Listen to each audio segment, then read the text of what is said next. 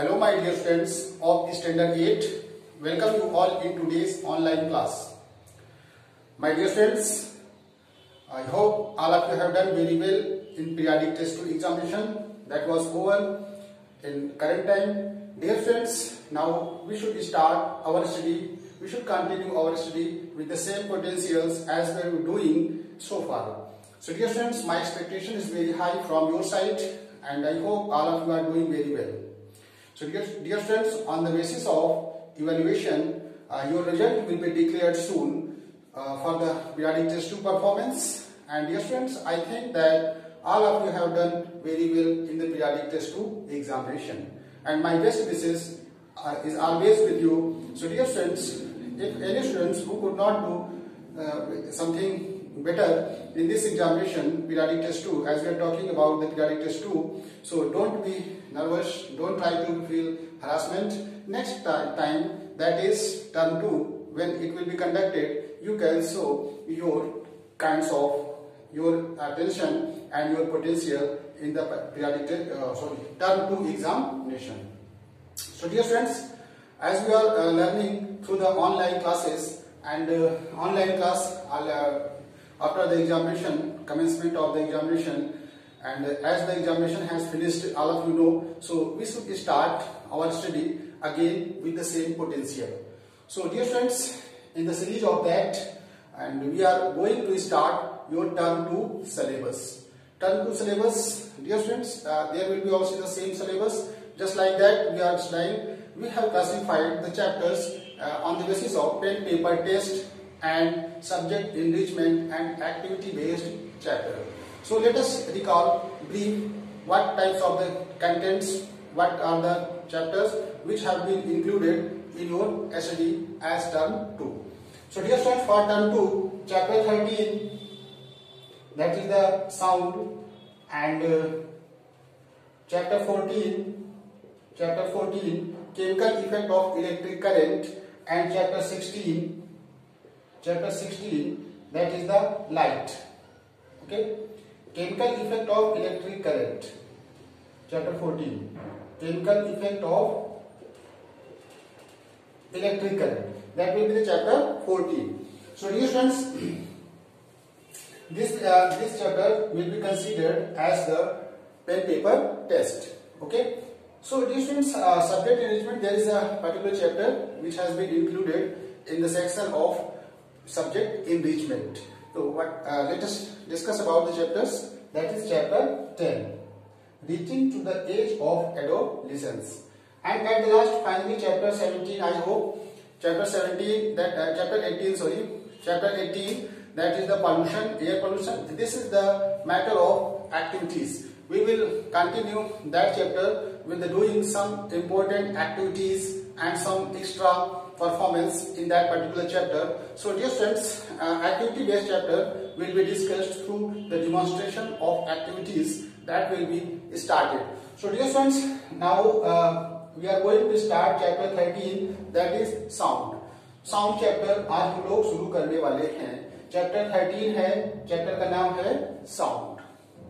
So dear friends, generally all of you have seen type of sound, okay, nearby your surroundings, where you reside, where you live. So when any unknown person is approaching near you, you can recognize that someone is coming nearby you. How have you guessed there? What are the parameters through which you have understood something sounds coming from nearby you? So dear friends, you just guess on the basis of tapping of foot. When your feet tap on the ground, hit on the ground, a sound produces. So on the basis of that, you can guess that a person is approaching near you. Whenever you go in the market, you hear a lot of sounds created by the running vehicles, motorcycle. So dear friends, all these types of the sounds, you are familiar with that. So dear friends, can you imagine that whenever in the school, you can also find the same circumstances in the school campus. As you know that there is a, when your period is over, okay, when your particular period that was going on, just like mathematics, and when it is over, how can you know that the period is over. So dear students, when the period overs, a bell which indicates bell rang. So on the basis of the ringing of the bell, we can find out conclusion that period is over. So the ringing of the bell also creates a sounds, and these sounds approaches to our ear, and we are able to detect, we are able to listen that particular sounds, and on the basis of that we can guess. So dear students, just like this, and when you go from outside, just like garden, market, everywhere, you hear the same sounds. In the garden, chirping of birds, okay, and so many birds, chattering of the birds, you can hear the same things. So dear students, we are surrounded by the sounds. At the homes, electronic gadgets just like washing machine and television and other things also creates sounds. So dear students, these sounds are known to you. So these are the main things which we have discussed, and we are familiar with the words that is sound. Now it is time to understand what is actually in the field of science. How can we define the term sound? So dear students, as you know that sound is a form of energy. Sound is a form of energy. Sound एक energy का form होता है. Sound is a form of energy which is produced, जो produce होता है इससे by vibrating object. कोई object है, उसमें से हमको साउंड प्रोड्यूस करना है. जैसे साइकिल का बेल, ओके, बाइसिकल, जैसे बाइसिकल में बेल लगी होती है, and we hit the bicycle bell by our thumb, and then the plates made up of iron, a brass, it starts to vibrate, and this vibration creates sound. So vibrations, main things, vibrating object produces sound. So dear friends, this is the main motto. It means the vibration of any objects creates a sound. Just like we take an example of, to demonstrate this one activities, just like rubber band. All of you have seen the rubber band. So dear friends, this is the rubber band, and we have stretched this rubber band in this shape, and now we plug this rubber band in this way, and this strings is brought near your ear, and we are able to listen the sound, just like, okay. So this is the, just like this is the wire, and we plug this, okay, and at our ear we listen to some sounds. This is the results of vibration, okay. When we stretch a string, just like a spring, and just like a spring, suppose that this is the spring, okay, and this spring is stretched and is thrown, okay, and is left to free, and when this spring is allowed to move freely, and after a stretch, we see that there is a trembling vibrations, and if this vibration is detected, and when we listen a sound.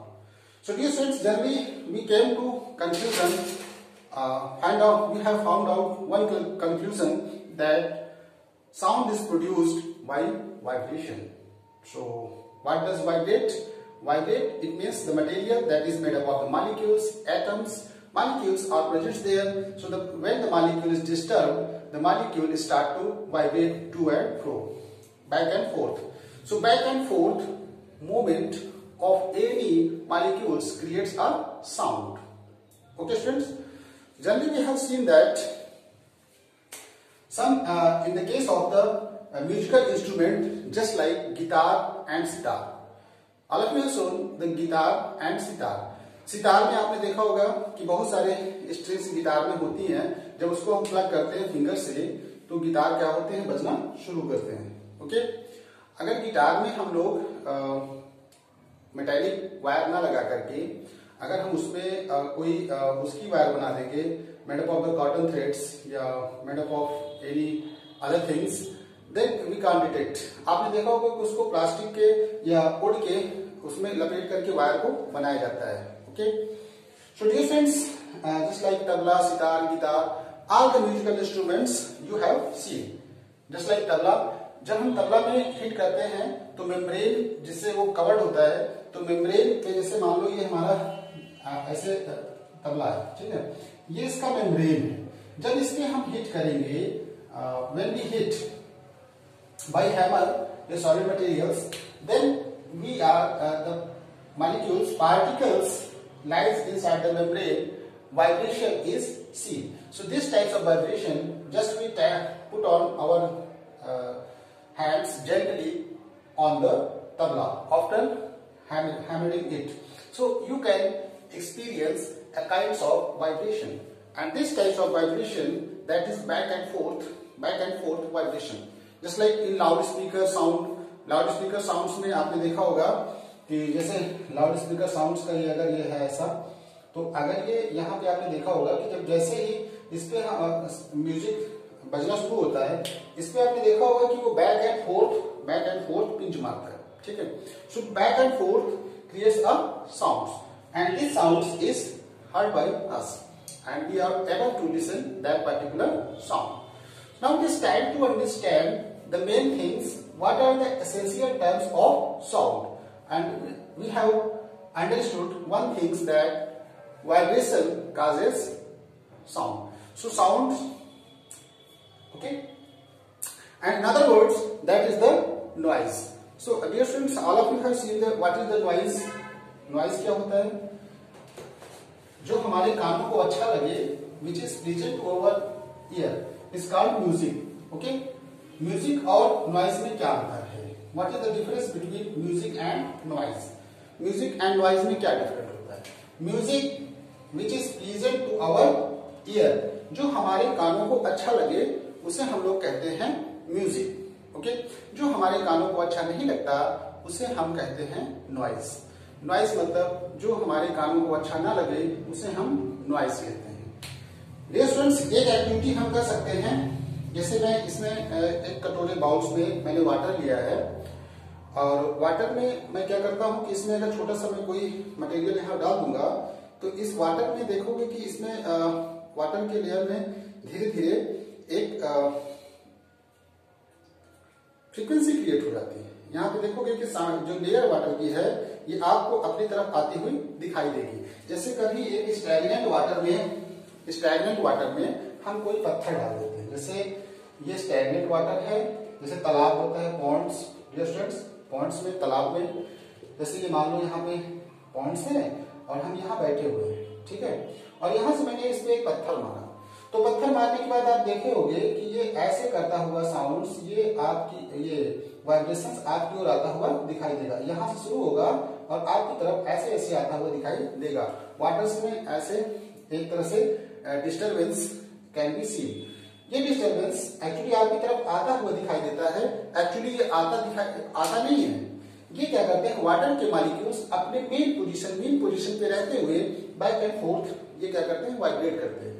अपने main position पे रहते हुए water के molecules क्या करते हैं, vibrate करते हैं, और इस वाइब्रेशन से बैक एंड फोर्थ वाइब्रेशंस आपको ऐसा पता चलेगा कि साउंड्स ये आपकी तरफ वेव्स आ रही हैं, तरंग आपकी तरफ आ रही हैं, ठीक है। वेव्स का मतलब होता है स्टूडेंट्स तरंग, वेव्स मींस तरंग, ठीक है। तो waves actually this types of waves can be experience. Okay, जैसे मैं रस्सी को यहां से बांध करके रस्सी को ऐसे, पहले मान लो रस्सी ऐसे बंधी हुई है या जमीन पे पड़ी हुई है, लाइंग ऑन द ग्राउंड, ऐसे एक स्ट्रिंग पड़ी हुई है, फिर मैंने इसको क्या किया, इस स्ट्रिंग को flexible string, okay, not stretched very tensile stretch is not required to demonstrate this types of activity. So before doing this activity, first be assured that you have taken a very flexible string, lightweight string, flexible, just like rope, very flexible. So अब आप इसको क्या करिए, जैसे ही आप इसको थोड़ा सा ऐसे करके ऐसे छोड़ते हो, तो आपने देखा होगा कि ये ऐसे करते हुए ऐसे ऐसे ऐसे ऐसे ऐसे ऐसे इसमें ये दिखता है। तो आपको लगेगा कि ये बढ़ रही है, लेकिन उसकी एक्चुअल साइज वही रहती है। अब इसमें जो देख रहे हो डियर फ्रेंड्स, दिस टाइप्स, ये ओके, तो ये स्टूडेंट्स आपको दिखेगा कि ये जो मॉलिक्यूल्स हैं, इसमें स्ट्रिंग के जो पार्टिकल्स हैं, ये एक्चुअली बैक फोर्थ पिंच मारते हैं, और इस तरह साउंड वेव्स हमारी ट्रेवल करती है। तो साउंड वेव्स में आज हम लोग सीखेंगे स्टूडेंट्स इंपॉर्टेंट थिंग्स, कि जब हम किसी चीज का टर्म्स अच्छे से समझ लेते हैं, टर्म्स, ओके, जब टर्म्स हमको समझ में आते हैं तो साउंड चीजें हमको समझ में आने लगती हैं। So first of all know understand the terms of sound. Terms of sound, sounds के कौन कौन से टर्म्स होते हैं। So we are going to describe about the terms of sound. Sounds में कौन कौन से टर्म्स होते हैं, जैसे ये मान लो साउंड्स वेव्स हमारी ऐसे चल रही है, ओके, ऐसे साउंड वेव्स। सो एक्चुअल ये यहां से ओरिजिनेट हुई हैं, तो ये जहां तक इसकी मैक्सिमम, ये टॉप, ओके, ये maximum distance, maximum displacement of the waves, okay, maximum displacement of the waves, that is referred as the amplitude, उसे हम लोग कहते हैं amplitude, and it is denoted by a। और ये नीचे भी होता है, ये आप देखो इसके नीचे भी आता है, this is the below also। so जैसे मैंने एक स्ट्रिंग का एग्जांपल दिया था अभी आपको, रोप का, रोप ऐसे भागती है, तो we have taken the same example to demonstrate the terms of waves, sound waves, okay। अब देखिए यहाँ पे स्टूडेंट्स आपने देखा होगा, फिर ऊपर आप देख रहे हो कि ये ऊपर आता है, ऊपर हम लोग पॉजिटिव एम्पलीट्यूड लेते हैं और नीचे जैसे यहाँ से यहाँ तक ये हमारा आता है students, this is taken as the negative amplitude. So amplitude होता क्या है, व्हाट इज द एम्पलीट्यूड। जैसे आपने देखा होगा कि मंदिर में जो बजाने वाला होता है घंटा, उसकी साइज ऐसे होती है, ठीक, तो ऐसे आपने देखा होगा कि यहाँ पे बहुत मेटालिक वो होता है, लटका होता है, और ये ऐसे होता है बेल्स, यहां से इसको बांध देते हैं, और जैसे इसको छोड़ते हैं तो ये टर्न ऐसे इसको मारता है, हिट करता है, ओके। सो अगर छोटा सा घंटा है तो उसकी आवाज कम होगी। जैसे स्कूल में पहले मेटालिक बेल लगती थी ऐसे, तो अगर इसके हम हैमर से हिट करेंगे तो इसमें से आवाज प्रोड्यूस होती है, तो उसकी साइज देखिए बड़ा सा बनाया जाता था, उसकी रेंज जो रेडियस होती थी काफी बड़ी बनाई जाती थी। अगर छोटा बनाएंगे हम, छोटा सा बनाएंगे, एकदम छोटा सा, जैसे मान लो इतना बड़ा यहाँ पे हमने बना दिया है, इस पे हैमर से अटैक करेंगे तो ये साउंड उतना प्रोड्यूस नहीं होगी और हम उतना सुन नहीं पाएंगे, ओके, क्योंकि इसका सरफेस एरिया बहुत छोटा है, तो इसमें जब साउंड वेव्स ट्रेवल करेंगी तो ज्यादा दूर तक ट्रेवल नहीं कर पाएंगे।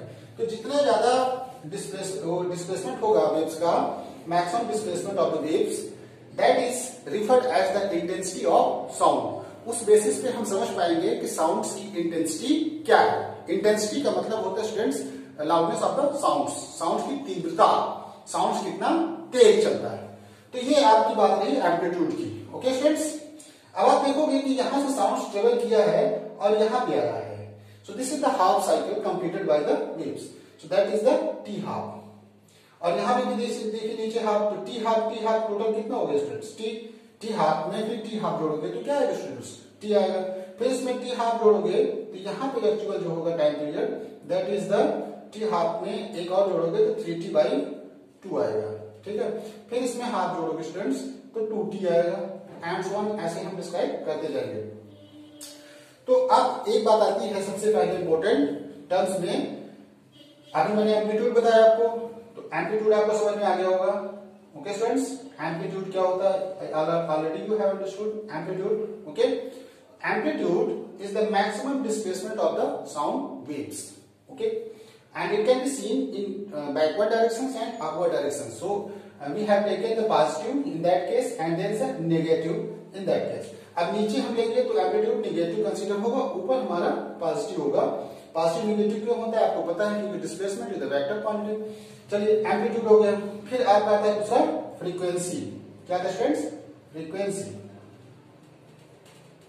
फ्रीक्वेंसी, फ्रीक्वेंसी क्या होता है स्टूडेंट्स, फ्रीक्वेंसी का फ्रीक्वेंट जैसे वर्ड है, फ्रीक्वेंट अक्सर बार बार, तो कोई ऑब्जेक्ट 7th क्लास में आपने देखा होगा कि कोई भी ऑब्जेक्ट, कोई भी वस्तु है, वो 1 सेकेंड्स में इतना वाइब्रेशन या ऑसिलेशन करती है। तो नंबर ऑफ वाइब्रेशंस या ऑसिलेशंस इन पर second is called frequency. Frequency is described as on the basis of the number of vibrations or oscillations occurred in 1 second. Okay, the total number of vibrations occurred in 1 second is referred as the frequency. So frequency क्या है students? It is denoted by the letter F. Frequency is described by F. Frequency. Frequency क्या होता है students?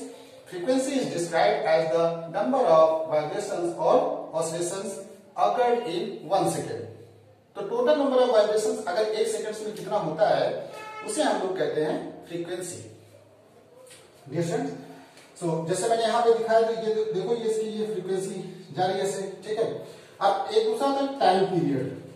Time period, सो time period क्या होता है students? What do you understand by the terms time period? Time period क्या होता है? ये जस्ट फ्रीक्वेंसी का उल्टा होता है।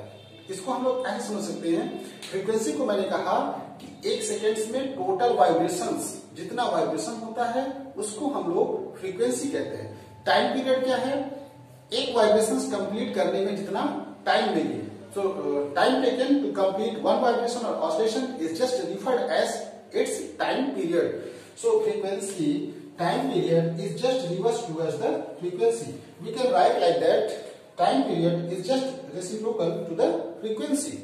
या हम कह सकते हैं कि frequency is also just reciprocal to the time period because vice versa both are related to each other. So frequency क्या होती है आपको पता हो गया, एम्पलीट्यूड क्या है मालूम हो गया, टाइम पीरियड क्या है मालूम हो गया। वेवलेंथ, वेवलेंथ क्या होता है स्टूडेंट्स? वेवलेंथ, वेव की लेंथ, ठीक। जब कोई वेव ट्रेवल करती है, waves, so wavelength that is the denoted by the lambda, wavelength which is denoted by the lambda, this is the just इसको पढ़ोगे कैसे स्टूडेंट्स? ये मैं ऐसे बना दिया ऐसे, this is referred as lambda। और wavelength को हम लोग क्या कहते हैं स्टूडेंट्स? wavelength को डिफाइन कैसे करेंगे? so wavelength is defined as the distance consecutive distance between the successive waves।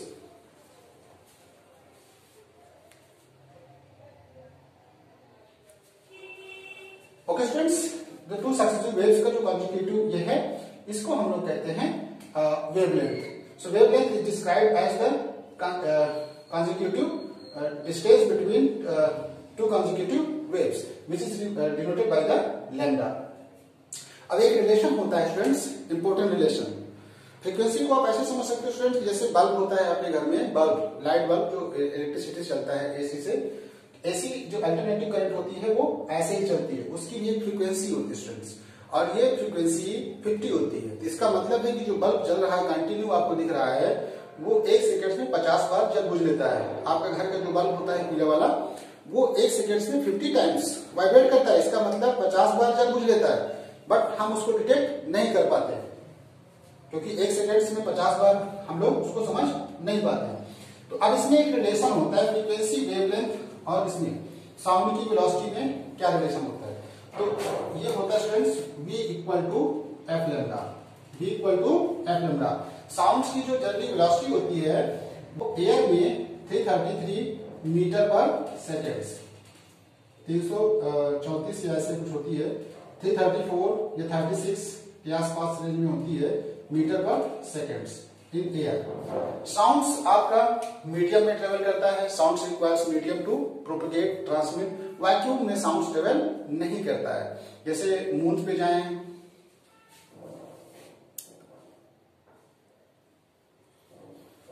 जैसे वहां पे जाएं जहां पे कुछ ना हो, एयर कुछ भी ना हो, वहां पे एक बहुत बड़ा सा बम एक्सप्लोड करा दे तो हम लोग उसको डिटेक्ट नहीं कर पाएंगे क्योंकि वहां पे एयर मॉलिक्यूल्स नहीं है, मीडियम नहीं है। जैसे हम लोग जनरली किसी की टॉकिंग सुनते हैं, बातचीत सुनते हैं, ये एक कॉन्सिक्वेंसेस है कि जैसे हम लोग बात करते हैं तो विंड पाइप से हमारा जो आवाज निकलती है अंदर से ये एयर में जाके मिलती है, एयर की मॉलिक्यूल से टकराती है, कोलाइड करती है, तो एयर के मॉलिक्यूल्स आपस में ये क्या करते हैं, ट्रांसमिट करते हैं एयर में, वाइब्रेट करते हैं बैक एंड फोर्थ, और ये हमारे ईयर तक आते हैं और फिर हम लोग उसकी आवाज को सुन पाते हैं। सबसे इंपॉर्टेंट थिंग्स कि sounds can travel in solid, liquid and gas medium, but sounds can not travel in vacuum medium. Sounds vacuum में ट्रेवल नहीं कर सकता है। वैक्यूम क्या होता है students? What do understand by the vacuum? Vacuum there is nothing, it means कोई medium उस वहां पे ना हो। जैसे कोई एयर का मीडियम, एयर ना हो, क्योंकि जनरली हमारी जो साउंड्स वेव्स ट्रेवल करती है एयर मीडियम में। साउंड्स वाटर में भी ट्रेवल कर सकती हैं। अगर वाटर में कुछ आप कोई चीज बजा करके कान लगाओ तो वाटर में भी आपको साउंड सुनाई देगा, एयर में। लेकिन सबसे ज्यादा किसमें सुनाई देगा? Sounds can travel faster in the solid. Solid के केस में sound. My dear students, take a screenshot of the whole blackboard so that you can get the proper homework. Dear students, take a screenshot of the given homework so that you can do the homework, and due date is on Monday. Sorry, due date is on Tuesday. So you have to submit your homework assignment on Tuesday before 10 AM. So remember the date. Thank you, student, for taking a screenshot.